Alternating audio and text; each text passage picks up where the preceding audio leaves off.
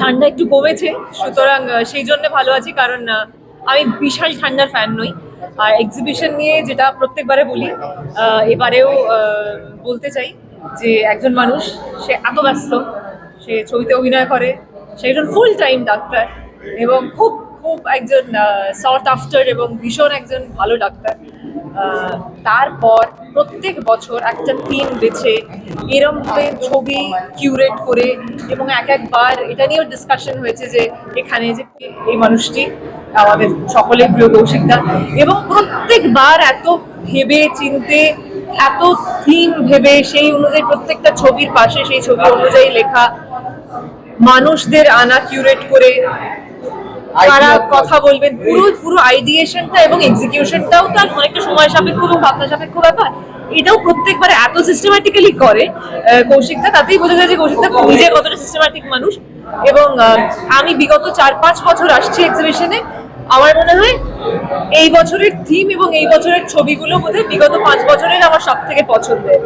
অমিতা কি খুব ফটোগ্রাফি নাকি? না না, ডেফিনেটলি প্রচন্ড, কারণ আমার বাবা খুব ভালো ফটোগ্রাফার এবং তারও পেশা অন্য কিছু, কিন্তু ফটোগ্রাফির সাথে জড়িত, এবং যে কারণে বাবা সাংবাদিক, বাবার লেখার সঙ্গে অনেক সময় হয়েছে খুব রেয়ার ছবি বাবারই তোলা ব্যবহার করেছেন বাবা। তো খুব ছোটবেলা থেকেই ওই জন্য এক্সপোজার টু ফটোগ্রাফিটা হয়েছে থ্রু বাবা। তো সুতরাং খুব ভালো লাগে ফটোগ্রাফি এক্সিবিশনে আসতে। একদিন ধরে কোনো ডিএসএলআর ক্যামেরা নিয়ে যাবে? ও আচ্ছা, ক্যামেরা নিয়ে যাবে না বিচে নিয়ে যাবে যদি ফটোগ্রাফি করে? না, দুটোর মধ্যে আমার মনে হয় I am a beach person.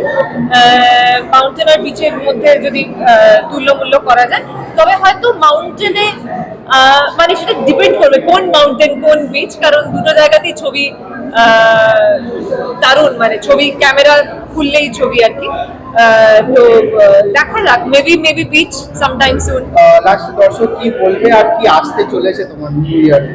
এটাই বলবো যে এরকম দারুণ একটা ছবির এক্সিবিশন এটা চলছে, আগামী বেশ কিছুদিন চলবে। আপনারা প্লিজ যারা ছবি দেখতে ভালোবাসেন তারা এসে এই ব্লুজ এই এক্সিবিশনটা এক্সপিরিয়েন্স করুন, এবং সারা বছর আপনাদের সঙ্গে যখনই দেখা সবসময় কাজের কথা, সামনে এই রিলিজ ওই রিলিজ। এখন শুধু এটাই বলবো যে এই ছবির এক্সিবিশনটা এনজয় করুন, কাজের খবর যখনই আসে এনাদের থ্রু দিয়েই আপনারা জানতে পারবেন। আরো এবছর অনেক কাজ রিলিজ করেছে, অনেক মাধ্যমে আপনারা এত ভালোবাসা দিয়েছেন। আশা করি আবার শিগগিরই নতুন কাজ দিয়ে আপনাদের সামনে আসতে পারবো।